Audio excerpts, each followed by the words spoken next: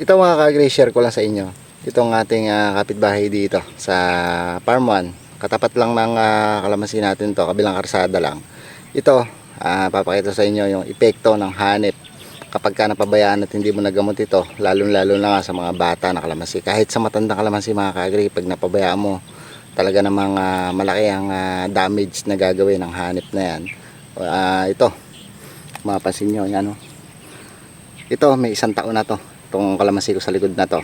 1 taon ito ngayong Mayo, pero parang higit pa nga ata ng 1 taon, mahigit na nga ata ito, 1 taon 1 buwan na yata ito, buhat na itinanim.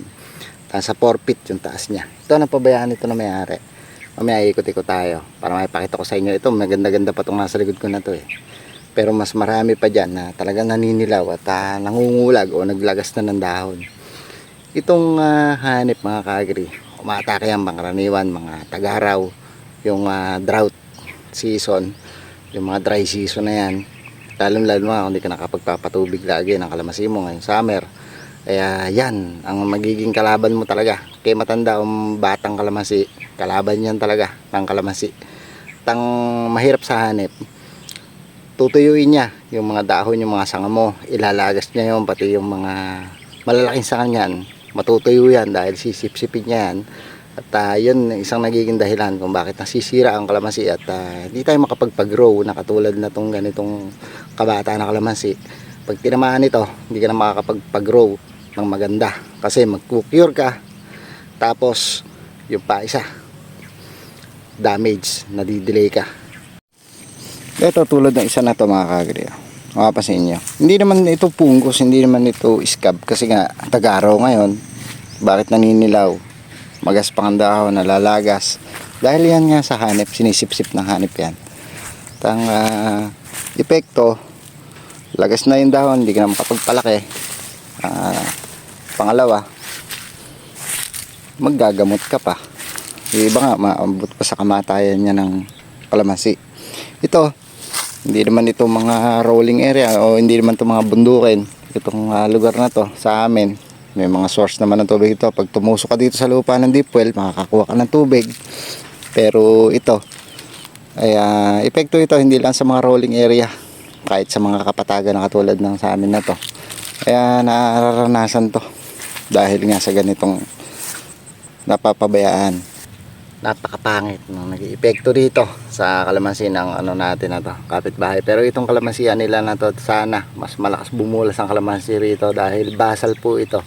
Matagal po itong panahon na hindi ito tinamnan ng gulay at damo lang ang nakatanim dito, o yun lang yung mga tumubo rito, hinayaan lang na may-ari. Tapos ngayon nabili ng ibang tao bago na yung may-ari na to, hindi na yung dati. At tinamnan nga nila ito, after nilang mabili ito sa dati may-ari, tinamnan nila ng kalamansi, nag-intercrop ng papaya. Kaya lang medyo napabayaan ito sa siguro sa panggastos siguro. Ang isang problema, sayang din yung pagkakatanim mo, lalo na 1 taon at halos 1 taon 1 buwan na.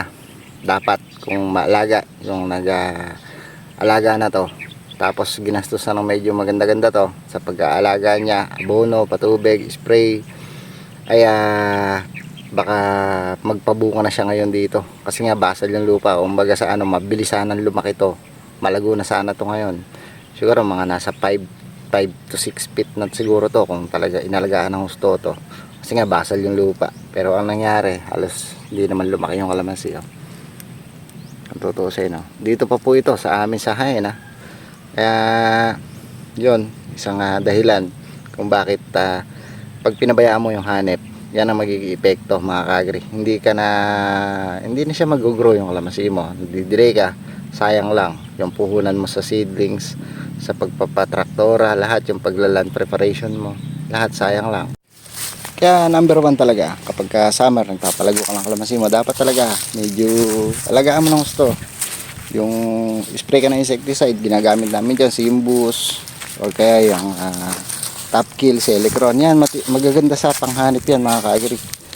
Kahit minsan sa buwan na makakapag-spray ka yan, hindi na makakapenetrate na masyado yung hanip dyan kung prevention lang naman. Pero ito, madaming kailangan gawin nitong may-ari na to, maraming ubusin itong gamot dito pag-cure. Tapos syempre kailangan mo na ng foliar, fungicide. Kasi kapag inatake ng hanip mga ka-agri, atakihin na rin yan ng fungus.